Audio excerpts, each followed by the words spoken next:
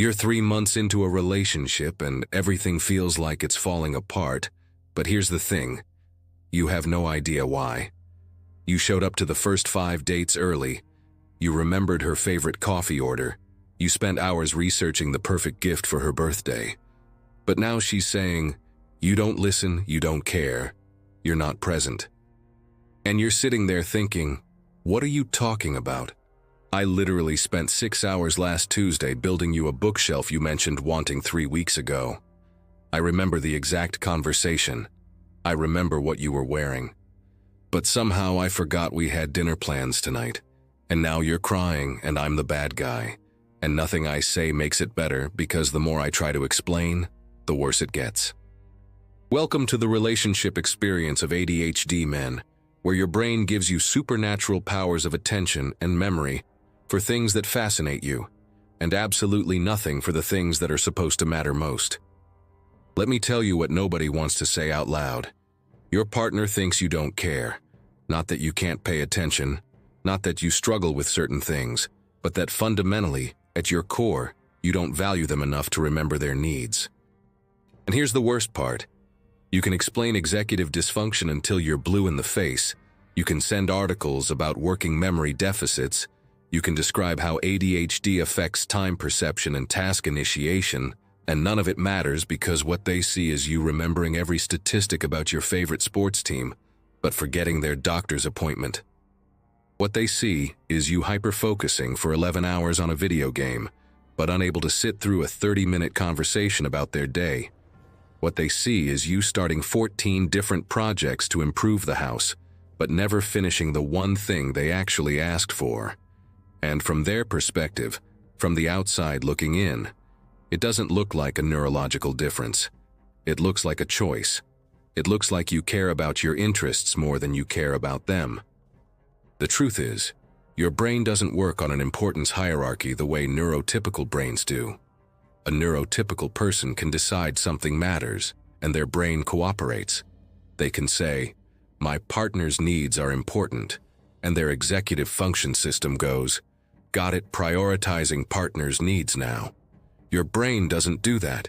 Your brain runs on an interest-based nervous system, and no amount of knowing something is important makes it interesting to your brain. You can cognitively understand that remembering to take out the trash matters to your relationship. You can desperately want to remember. You can set 17 alarms, and your brain still won't encode it the same way it encodes information about topics that light up your dopamine receptors. This isn't an excuse. This is neurology. But try explaining that when you've forgotten your anniversary for the 2nd year in a row. Here's what makes this so devastating. You experience the beginning of relationships with an intensity that neurotypical people can't even comprehend. When you're interested in someone, when they're new and fascinating, and your brain is flooded with dopamine from the novelty and the possibility, you are the most attentive partner anyone could ask for. You remember everything they say. You notice details about them that they don't notice about themselves. You can stay up until 4 in the morning talking because your brain is engaged, because they're interesting, because this is what your brain does when it's actually getting the neurochemical rewards it needs. You become hyper-focused on this person, and it feels amazing for both of you. She thinks this is the most present, attentive, thoughtful man I've ever met. And you think, finally, someone who gets me, someone I can connect with, someone who makes sense. And then the novelty wears off. Not because you love them less, not because you care about them less, not because you've been pretending or performing, but because your brain has categorized them as known now, as familiar, and familiar things don't trigger the same dopamine response. And without that dopamine, your executive function system starts failing in all the ways it always fails. The same brain that could remember every single thing she mentioned in passing for the first 6 months suddenly can't remember to pick up milk on the way home. The same brain that initiated thoughtful gestures and planned creative dates without any effort suddenly can't initiate basic relationship maintenance tasks without enormous conscious effort that depletes you. And she notices. Of course she notices. Who wouldn't notice when the person who used to remember how you take your coffee suddenly can't remember to text back for 6 hours.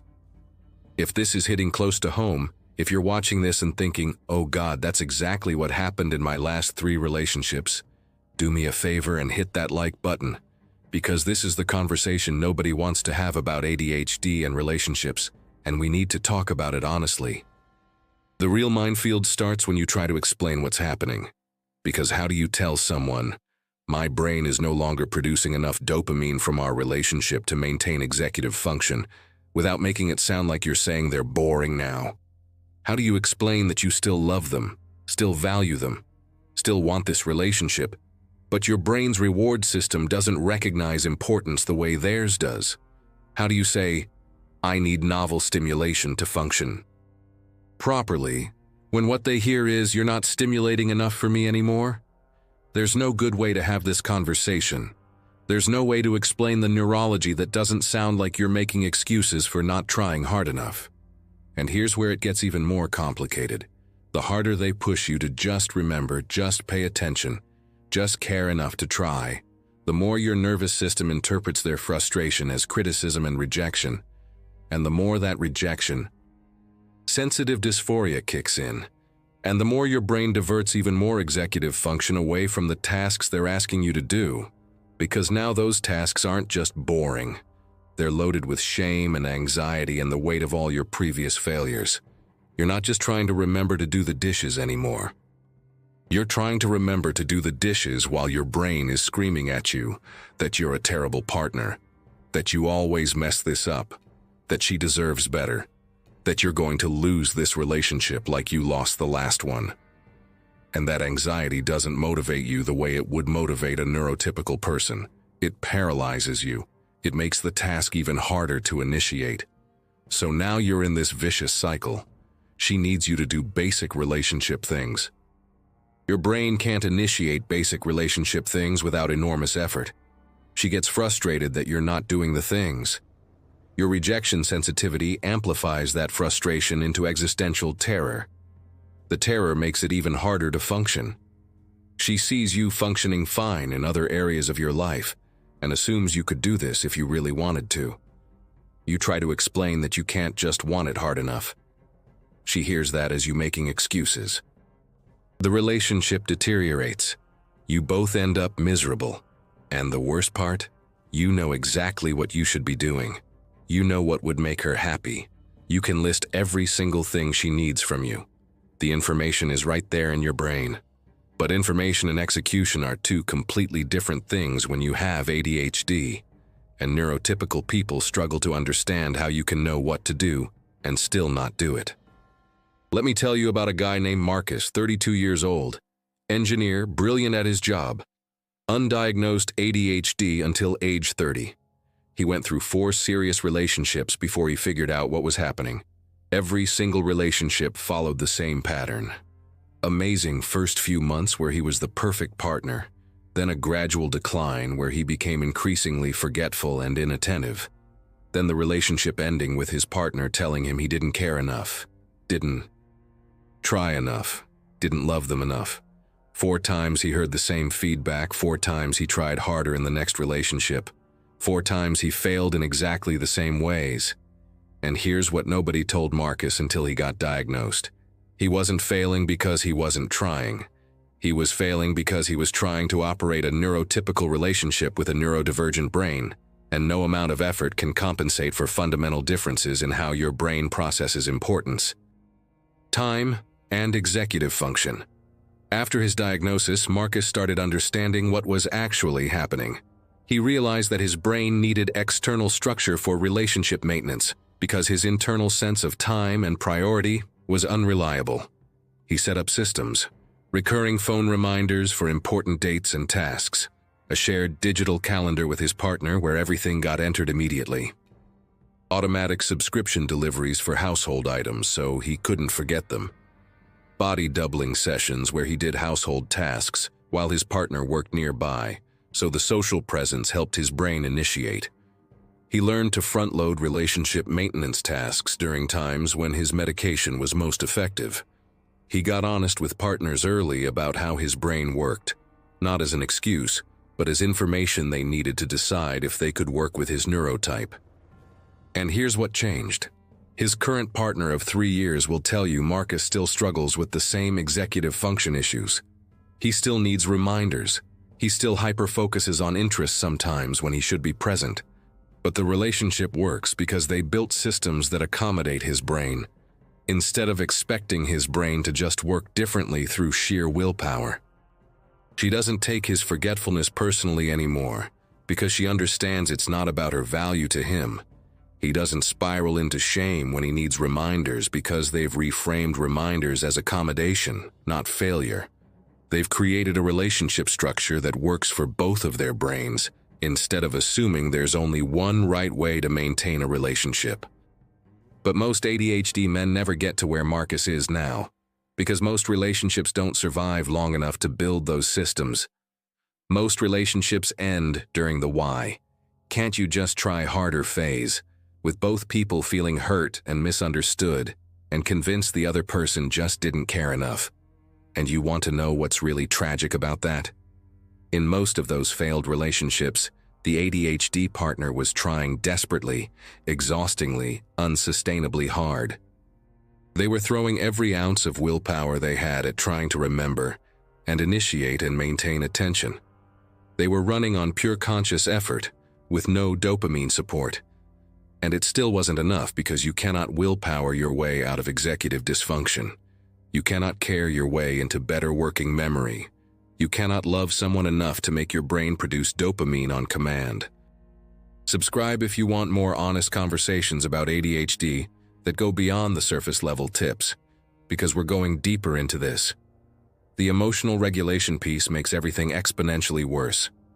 When your partner expresses frustration about something you forgot or didn't do, a neurotypical person might feel mildly guilty or defensive. You feel like your entire identity as a partner is being destroyed. That's not exaggeration. That's not sensitivity. That's rejection-sensitive dysphoria, and it's a core feature of ADHD that nobody talks about enough in the context of relationships. Your nervous system perceives any criticism or disappointment from someone you care about as a catastrophic threat, and it responds with emotional intensity that's completely disproportionate to the actual situation. She says, "You forgot to pick up the dry cleaning again," and what you hear is, "You're a worthless partner who ruins everything and I'm going to leave you." This creates another impossible dynamic. She can't express normal relationship frustrations without triggering an emotional response that makes the conversation about your feelings instead of the original issue. You can't hear her frustration without your brain interpreting it as relationship-ending rejection. So minor issues never get resolved effectively because every attempt to address them becomes this huge emotional event. She starts walking on eggshells, not bringing up problems because she doesn't want to deal with your intense reaction. You become hypervigilant for any sign of her disappointment, which ironically makes it even harder to function because you're so anxious about messing up that you can't focus on not messing up. The relationship becomes this minefield where both people are constantly stressed and nobody's needs are being met. And then there's the masking exhaustion that nobody sees. You're already spending enormous amounts of energy trying to force your brain to do things it doesn't want to do. You're already depleted from 8 to 10 hours of masking at work, pretending you can sit still in meetings, pretending you processed what your boss just said, pretending you have your tasks organized when really you're barely holding it together. You come home and you have nothing left. Your brain is fried. Your nervous system is overwhelmed. You need hours of decompression time doing something that gives your brain the dopamine it's been starving for all day. But your partner needs you to be present. They need conversation, they need connection. They need you to help with dinner and remember what happened with their project at work and notice that they changed their hair.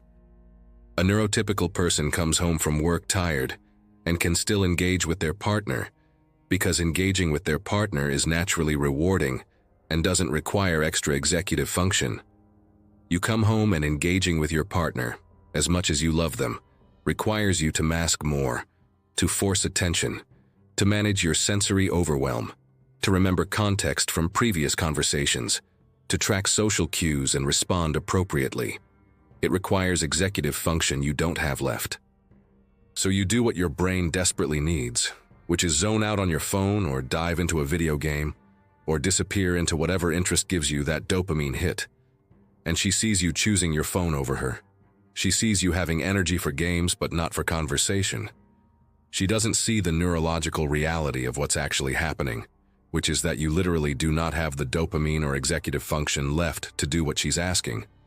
But your brain can still access the things that provide dopamine because those things don't require executive function. They provide it. Let me be crystal clear about something.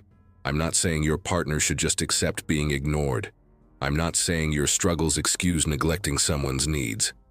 What I'm saying is that both people in this dynamic are experiencing real pain, and neither person's pain negates the other's, and the solution isn't just trying harder. The solution is building a completely different approach to the relationship that accounts for how both brains actually work, instead of pretending one person can just become neurotypical through effort. Here's the conversation you need to have, and most ADHD men never have it because they don't know they need to until it's too late. Before the relationship gets serious, you need to tell your partner, "My brain works differently in ways that will affect this relationship. I have ADHD, and that means my working memory is unreliable. My time perception is distorted. My ability to initiate tasks, even tasks I care about, is impaired, and my emotional regulation around perceived rejection is intense. These aren't character flaws I can just fix by trying harder. These are neurological differences that require accommodation and systems. I will forget things that matter to you, not because they don't matter to me, but because my brain doesn't encode and retrieve information based on importance. I will struggle to be present sometimes, not because I don't want to be, but because my attention regulation system doesn't work like yours. I will need time to decompress in ways that might look like I'm ignoring you, but that's me recharging the executive function I need to engage with you properly. If you need a partner whose brain works typically, whose attention and memory and initiation work through willpower and importance, I'm not that person, and that's okay. But you need to know that now. That conversation terrifies most ADHD men because it feels like you're telling someone all the ways you're defective before they even know you well enough to see your strengths. It feels like you're sabotaging the relationship before it starts. But here's the truth. If you don't have this conversation, you're just delaying the inevitable moment when they discover these things about you anyway. Except now they discover them through disappointment and frustration instead of informed understanding. If someone can't accept your neurotype, better to know that 3 months in than 3 years in. And if someone can accept it, then you're building the relationship on honesty instead of on an unsustainable performance of neurotypicality that will eventually crumble. The hardest thing to accept is that love isn't enough. You can love someone desperately, completely, with everything you have, and still not be able to meet their needs in the ways they need them met. Not because you're not trying, but because trying harder doesn't change neurology. And they can love you desperately, completely, with everything they have, and still experience genuine pain and frustration from the gaps between what they need and what you can consistently provide. Both of those things can be true simultaneously. Your struggles are real, their pain is real, and sometimes two people can love each other tremendously and still not be compatible because their brains need different things from a relationship. The question isn't whether you can force yourself to function neurotypically. You can't. The question is whether you can find someone willing to build a different kind of relationship, one that works for both brains involved, or whether you can develop systems robust enough to bridge the gap between your neurotype and their needs. And that takes finding someone who's willing to learn about ADHD, not as a list of excuses, but as a user manual for your brain. Someone who can separate your neurological struggles from your character. Someone who can say, "I understand that you forgetting this thing is different from you not caring about this thing." Those people exist.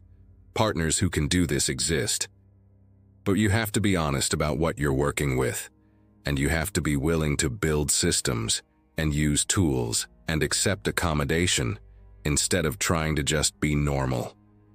You have to be willing to say, I need our relationship to look different from the standard neurotypical model. And here's what that means practically.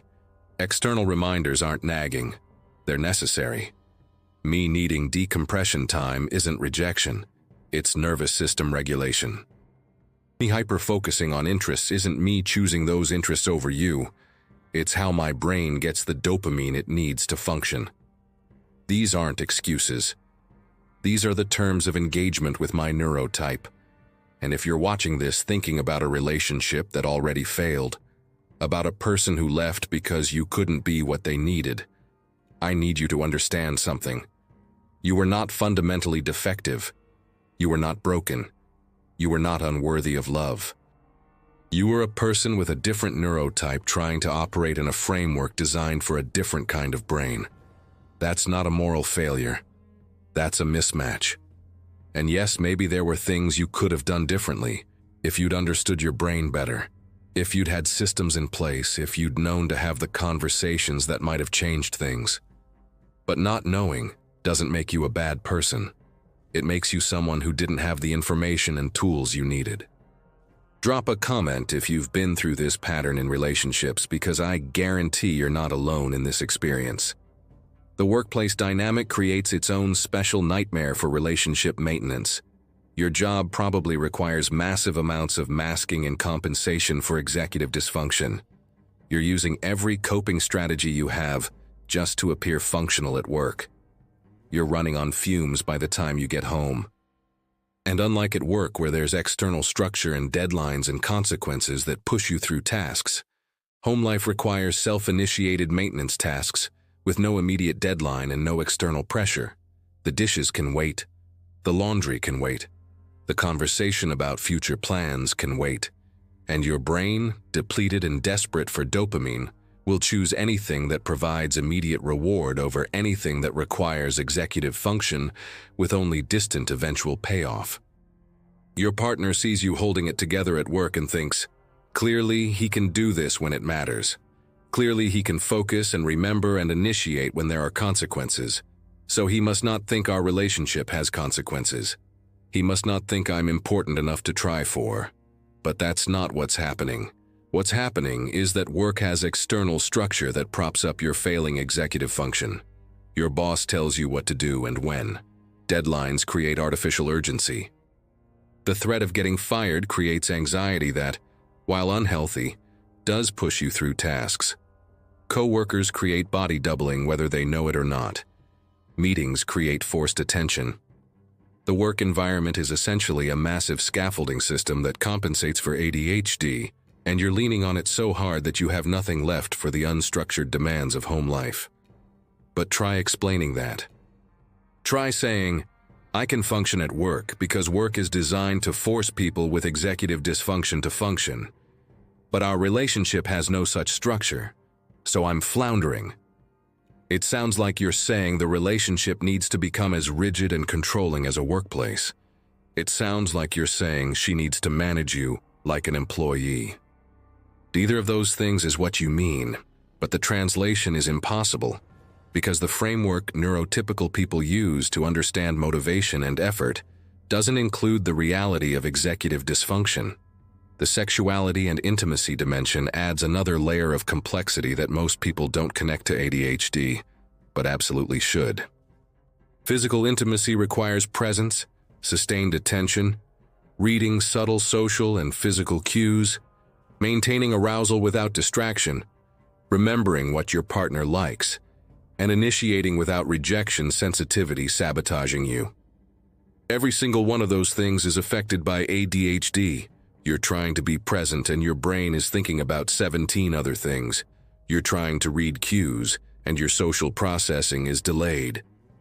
You're trying to maintain focus and your attention wanders.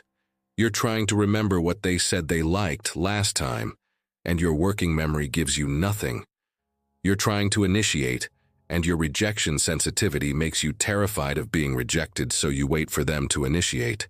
Except they're waiting for you to initiate because they need to feel desired. And now nobody's initiating, and the intimacy dies. Or you hyper-focus during sex the same way you hyper-focus on everything else that interests your brain. And that sounds like it would be great. Like, oh, he's so focused on me. Except hyper-focus isn't the same as presence.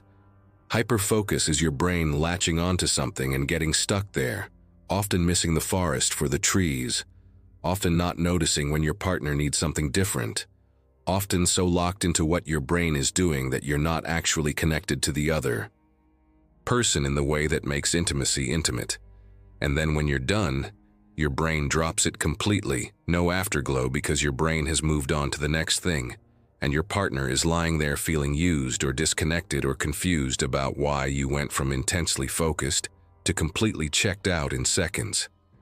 The initiation problem in intimacy deserves its own discussion because it ruins relationships quietly over years.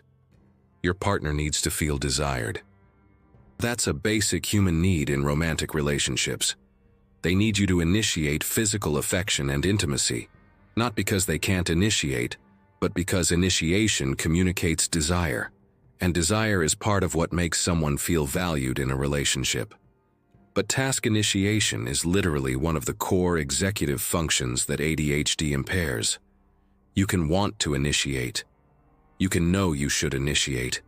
You can plan to initiate. And your brain still won't let you actually do it because initiation requires overcoming activation energy, and your brain doesn't have it. So you wait until the moment feels perfect, until you're sure you won't be rejected, until you've convinced yourself it's the right time.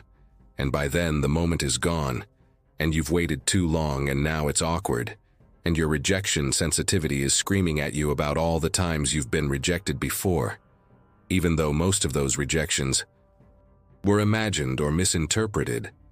And your partner is over there thinking, he never touches me anymore, he never initiates, he must not find me attractive, he must not want me, and they start feeling unwanted and undesired, and eventually they stop initiating too because they're tired of being the only one who ever starts anything. And now you're in a sexless relationship, and both people feel rejected and unwanted, and it's all because your brain can't initiate even things you desperately want. Here's what makes this so insidious. You don't even realize it's happening until it's been months. You don't wake up and think, today, I'm choosing not to initiate intimacy with my partner. You just get through each day and somehow it never happens, and days become weeks, become months, and suddenly your partner is telling you they feel like roommates and you're shocked, because in your head you've been wanting them and thinking about them. But somehow the gap between wanting and doing never got crossed because that gap requires executive function, and you don't have it. And the advice neurotypical people give for this is useless. Just do it, they say. Just push through the anxiety and initiate. Just make yourself do it, as if making yourself do things is a thing your brain can reliably do. As if you haven't spent your entire life trying to make yourself do things and failing despite desperate want and effort.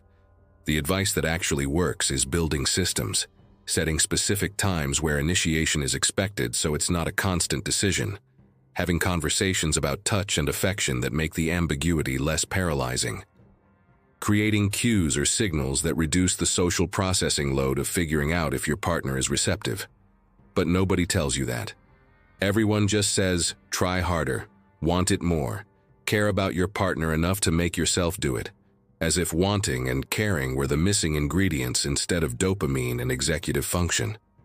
The financial dimension is another relationship destroyer that people don't connect to ADHD until the damage is done. Your impulsivity means you make purchases without thinking through the impact. Your working memory means you forget about subscriptions and bills.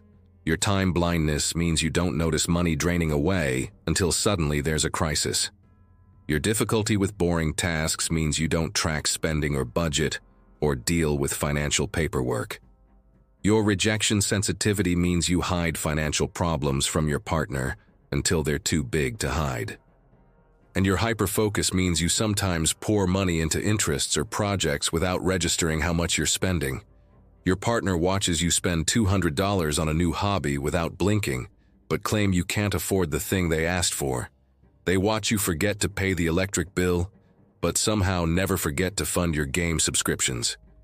They watch you make the same impulsive financial mistakes over and over, despite promising you'll do better. And from their perspective, it looks like priorities. It looks like you value your wants over shared needs. It looks like you're selfish or irresponsible. They don't see the executive dysfunction. They don't see that in the moment of the impulsive purchase, your brain literally cannot access the future consequences.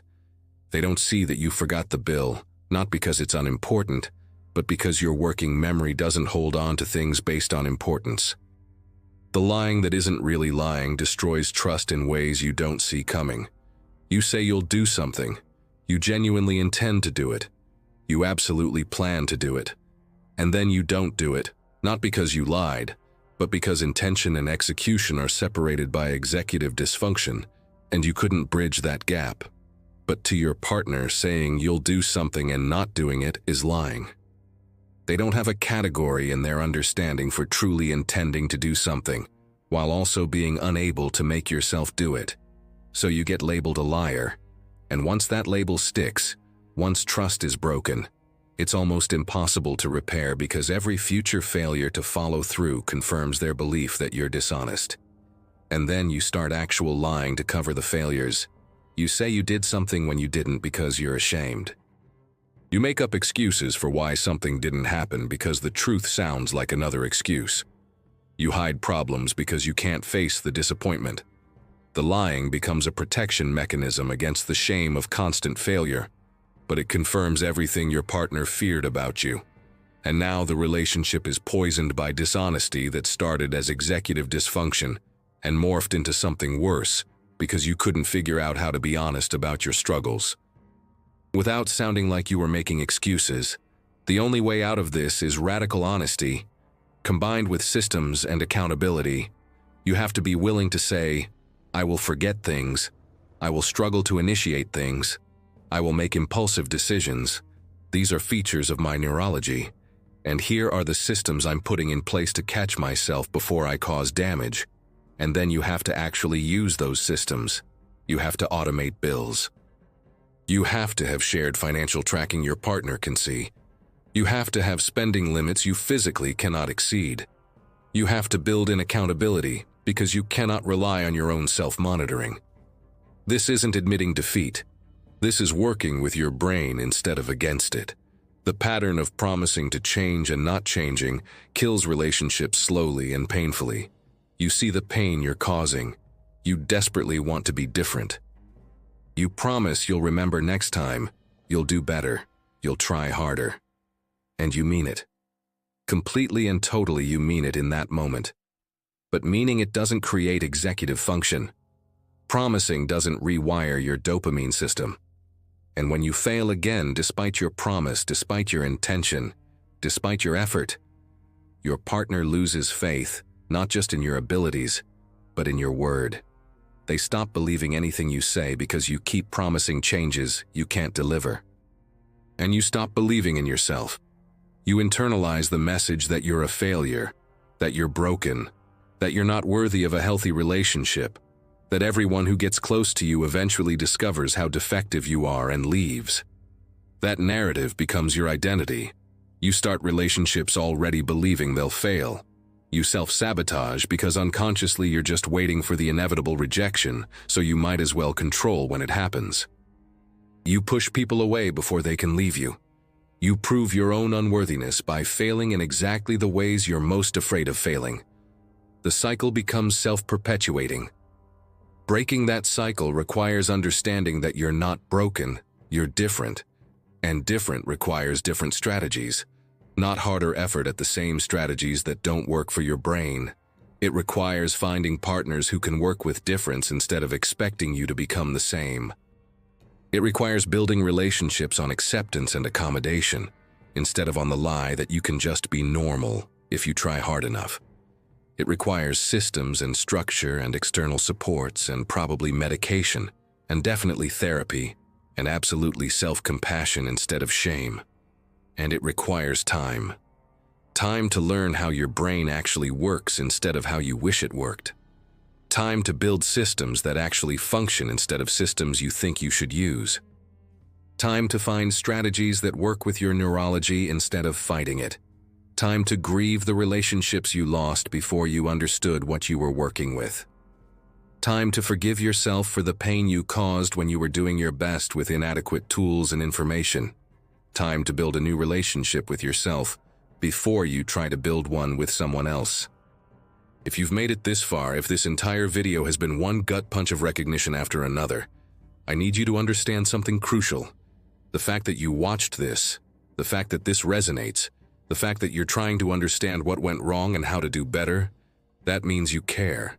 That means you're not the uncaring, selfish, lazy person your failed relationships might have made you believe you are. You're a person with a neurological difference trying to navigate a world and relationship models designed for different brains. That's not a character flaw. That's a challenge that requires different tools, not more shame. Your relationships failed not because you're fundamentally unlovable, but because you didn't have the information and strategies you needed to bridge the gap between your neurotype and your partner's needs. Now you have more information. Now you can make different choices. You can be honest about your neurology from the start. You can build systems instead of relying on willpower. You can find partners who are willing to learn about ADHD and work with you instead of against you. You can get treatment and support and accommodation. You can build a relationship that works for your brain instead of trying to force your brain to work for a standard relationship model. But you have to start from acceptance, not from shame. You have to start from, this is how my brain works, how do I work with this, not from, why can't I just be normal? What's wrong with me?